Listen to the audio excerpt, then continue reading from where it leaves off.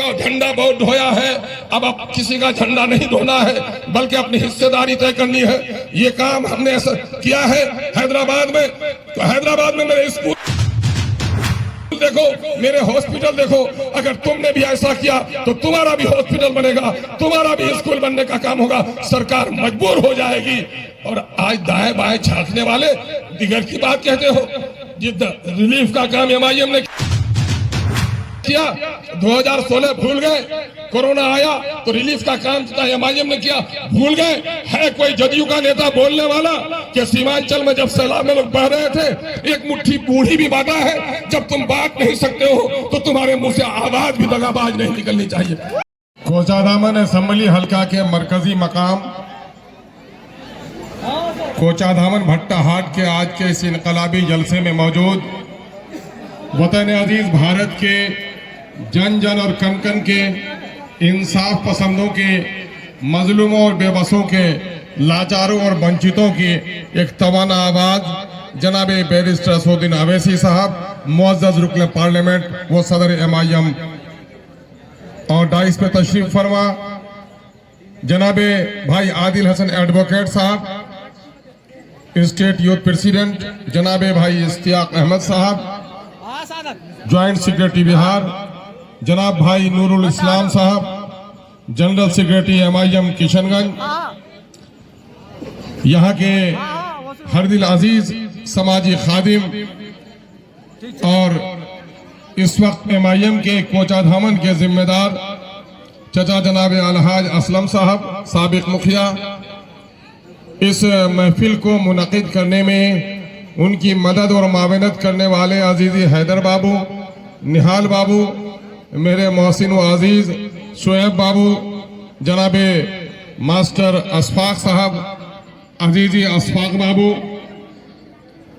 गोपालगंज से तशरीफ फरमा जनाबे हमारे पार्टी के उम्मीदवार रहे भाई मुखिया असलम साहब, मुजफ्फरपुर से जनाबे भाई मुकीम साहब, चंपारण के इलाके से डॉक्टर नौसाद साहब, अकरम भाई, और बिहार के मुख्तलिफ मकामात मुंगेर और भागलपुर से आए हुए हमारे पार्टी के जिम्मेदार साथियों और कोचाधामन के मेरे गय्यूर नौजवानों, बुजुर्गों, अजीजों, किसान और मजदूर साथियों और मीडिया कर्मियों, मुझे आज बेइंतहा खुशी हो रही है कि जनाब बैरिस्टर असदुद्दीन अवैसी साहब के इंतजार में आपने एक लंबी मुद्दत तक इंतजार किया और आज भी जबकि प्रोग्राम यहाँ 5 बजे होना था, इस वक्त रात के 8 बजने को है।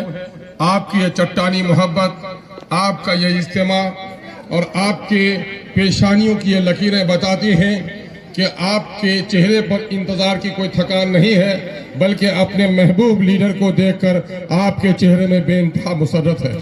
मैं इसके लिए आपको मुबारकबाद देता हूँ। यकीनन अजीजों और साथियों, जब सैलाब में और तूफान में जब आदमी डूबने लगता है तो तिनका भी उसे सहारा मिलता है और उसको कोई कश्ती मिल जाए तो रब का शुक्रिया अदा करता है। इस वक्त पूरे मुल्क में जबकि दलितों पर, गरीबों पर, मुसलमानों पर जुल्म होता रहा, नौजवानों के सीने पे गोलियां चलाई गई, बूढ़ों की और आलिमों की दाढ़ियां नोची गई, टोपियां उछाली गई, हमारे पर्दादार बेटियों के नकाब फाड़े गए, उस वक्त उन तमाम तर सेकुलर लीडर, झूठे और मक्का लीडरों की जबान बंद रही। अगर किसी ने उस वक्त मेरे हक की आवाज उठाने का काम किया है, यकीनन है कि हैदराबाद की उस माँ को मैं सलाम कहता हूँ जिन्होंने बैरिस्टर असदुद्दीन अवैसी जैसे औलाद को जन्म दिया। आज हमारे दरमियान में तशरीफ फरमा है, वहां से वो आकर एक दर्द है सीने में जो सीमांचल में आकर आपको जगा रहे हैं और हमारे दर्द को समेट रहे हैं। जनाब भाई माजिद हुसैन साहब जो बिहार के हमारे इंचार्ज हैं और पूरे मुल्क में सबसे कम उम्र के मेयर बनने का उनको मौका मिला हैदराबाद में, वो रातों दिन अपने कारोबार को छोड़कर, अपनी जिंदगी को त्यजकर बिहार में इस वक्त इस कोने में जिसे हम सीमांचल कहते हैं, यहाँ के लोगों को जगाने में लगे हुए। कभी आपने गौर किया कि हमने हैदराबाद वालों को वोट नहीं दिया, हमने जब भी वोट दिया दिल्ली की सल्तनत को बनाने के लिए वोट दिया। हमारे 56 साल आजादी के 75 सालों में हमारे बाप ने और हमारे दादा ने इन 56 सालों में कांग्रेस को वोट देकर दिल्ली में कांग्रेस की हुकूमत बनाई। और बिहार में 5-7 साल अगर छोड़ दीजिए बीजेपी की नंतरानी को, तो यकीन जानिए इन 75 सालों में एक लंबे अरसे तक पटने की गद्दी पर बैठने वाले जो भी हुए, यकीनन है कि सीमांचल के लोगों ने उसका बड़ा साथ दिया। हम सरकार बनाते भी रहे और हम सरकार गिराते भी रहे, लेकिन इन बेईमानों ने जिस वक्त मुल्क को आजादी हुई थी, इस बात को मैं दोहराकर अपने नौजवानों को कहना चाहता हूं। 5 साल पहले कहा हूं तो 12 साल के बच्चे को होश नहीं था, आज वो 17 साल का नौजवान हुआ है। मैं उन तक खबर पहुंचाना चाहता हूं कि आजादी के वक्त पूरे बिहार में खुशहाल इलाका हमारा था। हमारे भाई जो मुजफ्फरपुर से आए, दरभंगा से आए हैं, माफ करेंगे मुझे क्या उस वक्त यहाँ बिहार के बेशतर जिलों के मजदूर आकर यहाँ काम करते थे, लेकिन यहाँ का बेटा कहीं मजदूरी करने के लिए बाहर नहीं जाता था। और सच्चाई आज ये है कि दरभंगा से दारोगा आता है, मुजफ्फरपुर से एसपी हमारा आ जाता है, और सीमांचल का बेटा जो कभी अपनी माँ बहन और बूढ़े बाप को छोड़कर कहीं नहीं जाता था, रोजगार की तलाश में बूढ़े बाप को बिस्तर पर छोड़कर पंजाब जाता है, मासूम बच्चों को छोड़कर पंजाब जाता है। आज उसकी समाज में जो हालत हो गई है, पढ़ने के लिए अच्छे स्कूल नहीं, बाहर जाना होगा, रोजगार का मौका नहीं, बाहर जाना होगा, बीमार पड़ गए हैं तो इलाज भी यहाँ मुयस्सर नहीं, बाहर जाना होगा। दिल्ली से हम कमा के लाते हैं, पटने से हम कमा के लाते हैं, हम मीरठ और मलियाना से कमा के लाते हैं, सिर्फ अपने बाप के लिए, अपनी बेटी के लिए, अपने बहन के लिए नहीं, बल्कि उसमें से 30 रुपए बिहार की सरकार को हम टैक्स देते हैं और तकरीबन 20 रुपए दिल्ली की सरकार को टैक्स देते हैं। लेकिन इन बेईमानों ने हमारे पैसे को लेकर दिल्ली को सजाया है, पटने को सजाया है और हमको बर्बाद कर दिया है, जिसकी लड़ाई बैरिस्टर असदुद्दीन ओवैसी ने यहाँ पर आगाज किया है। आप जान रहे होंगे कि सीमांचल का नाम भी लोग लेते हुए शर्माते थे, घबराते थे, लब पे नाम नहीं चढ़ते थे, लेकिन 16 अगस्त 2015 के बाद सीमांचल इतना गूंजने लगा है, पूरे मुल्क में लोग समझने लगा है सीमांचल बिहार में नहीं है, बल्कि सीमांचल एक अलग सूबे का नाम है। हमारा बच्चा दिल्ली और पंजाब में रहता है तो अपने आप को बिहारी नहीं, बल्कि जब वो कहता है कि मैं सीमांचल का हूं, तो मिल्लत का कोई फर्ज से गला लगा लेता है कि वही सीमांचल है जहाँ बैरिस्टर असदुद्दीन ओवैसी की वजह से 5 लोगों को जिताकर असेंबली में भेजा। लोग कद्र मंजिलत की नजर से देखता है। जानते हैं दिल्ली में इज्जत बढ़ गई, हैदराबाद में इज्जत बढ़ गई, जहां सुना के कोचा धमन से है, अरे वहीं से हो जहां से गोल टोपी वाले हाजी साहब को जिताया एमआईएम के लोगों ने, आओ तुमको गले लगा लेते हैं। कहां से हो, जोकी से हो, आओ तुमको गले लगाते हैं। कहां से हो, अमोर से हो, गले लगाते हैं। बादरुन से हो, गले लगा लेते हैं। इतनी इज्जत हमारे उन परदेसी नौजवानों की बढ़ गई थी, लेकिन जब इन 4 दगाबाजों ने धोखा दिया तो आज हमारा बच्चा उन लोगों से मिलते हुए घबराता है और शर्माता है और गलती से कह देता है तो कि मैं सीमांचल का हूं, तो कहता है इन 4 मीर जाफरों में से किस मीर जाफर की बस्ती के तुम रहने वाले हो। मेरा नौजवान गर्दन को झुका लेता है।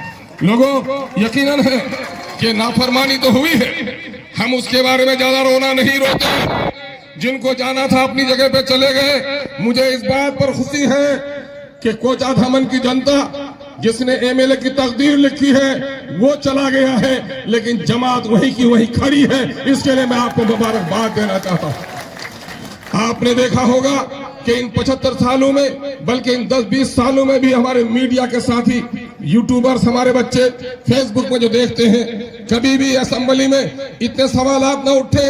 उर्दू का सवाल कौन उठाएगा? एमआईएम उठाएगी, अख्तर उल ईमान उठाएगा। मौलवियों का सवाल कौन उठाएगा? तनख्वाह नहीं मिलती। मदरसे के मसाइल कौन उठाएगा? कौन उठाएगा? एमआईएम उठाएगी। बाबर की मॉब लिंचिंग होती है, कौन उठाएगा? किस्मत लुटती है मासूम बच्चों की, असेंबली में कौन उठाएगा? गुल्लात जलाकर मारी जाती है वैशाली में, कौन बात उठाएगा? तो एमआईएम उठाएगी। सरोवर 35 साल चलाकर मारी जाती है, कौन बात उठाएगा? तो एमआईएम उठाएगी। सैलाब से तबाह है सीमांचल, कौन बात उठाएगा? एमआईएम उठाने की बात करेगी।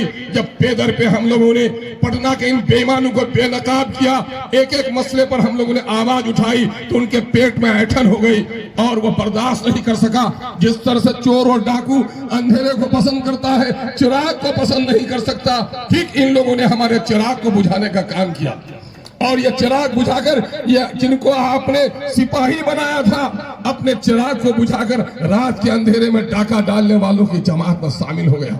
लेकिन आप घबरा नहीं, ये गरीब का बेटा, इन चारों में देख लो, पहना और मौत दोनों जगह मेरा बसेरा है और मेरे पड़ोस के सारे लोगों, इन 5 एमएलए में अगर सबसे ज्यादा कोई गरीब है तो अख्तरुल का झंडा बहुत ढोया है।